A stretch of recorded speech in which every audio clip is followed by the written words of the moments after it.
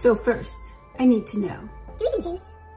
do you want a juice, but the price of a high quality juicer is a bit out of your budget? Well, today we're gonna see a nut milk bag go toe to toe against a high quality juicer. So I purchased this nut milk bag with the intentions of using it just as its name implies, for nut milk. But I digress. Can one really make fruit and vegetable juice using a nut milk bag? And how does that compare to using a high quality juicer? Well, today we're gonna put that to the test. To start with, for both methods, I'll be using similar products. I'm just gonna be using the fruits and veggies I have around the house already because, you know, quarantine. Apple and orange, carrots, celery, and kale. Now, because I will be comparing the volume of juice you get, I'm going to try to be accurate as possible in the amount of products I use for each technique. So I'll be starting with my Breville Juicer, which was a surprise gift from my husband.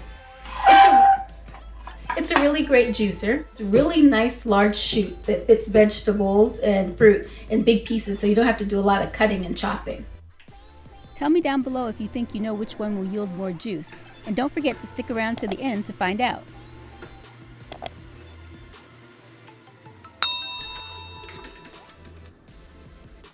So now you can see the pulp from the vegetables. I imagine it'd be good for maybe a zucchini bread or something like that if you pulverize it a little bit more. I don't know. Let me know in the comments down below.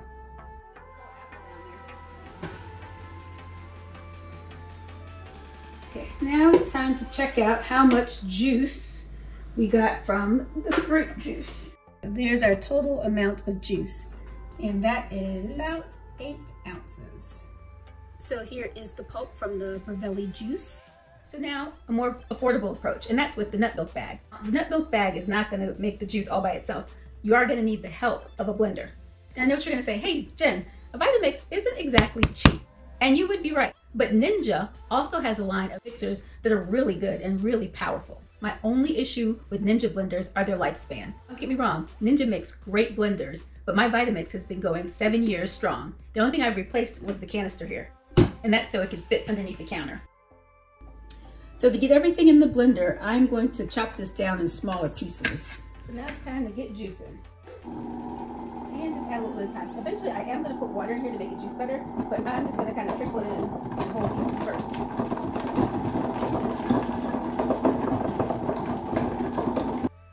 Let's crank it up. And as you can see, it's really not doing anything. So let's see what happens if we tamper it down. I'm going to slowly titrate in water. I'm going to start with just 4 ounces. And I probably will gradually work this up to 8 ounces. The most important thing is to know how much water I started with. So yeah, I'm going to go ahead and add that extra 4 ounces of water. So here we are adding that extra 4 ounces of water. This is where I kinda messed up, so make sure you stick around to the end to see how it turned out. This is the consistency you get when you add about 8 ounces of water. And here comes the fun part. Squeezing that gooey mixture through this nut milk bag. Doesn't that look yummy? I know, it doesn't look the best, but trust me, it's gonna taste good. My mom has her eye on this blender, so I'm thinking about passing this blender on to my mom and getting me a new one. What do you think? The fun part. Squeeze it through. Make it rain. I don't think I needed to put the whole 8 ounces in there. I probably would have been done with the 4. It looks like I'm making a lot. But we'll subtract 8 from our final product. This is the most labor-intensive part. You got to keep squishing and squeezing. You want to get as much, you want to get as much juice as you can. Holy cow! I'm getting the worst cramp. See that? Okay, stretch this out. Oh gosh. Ooh.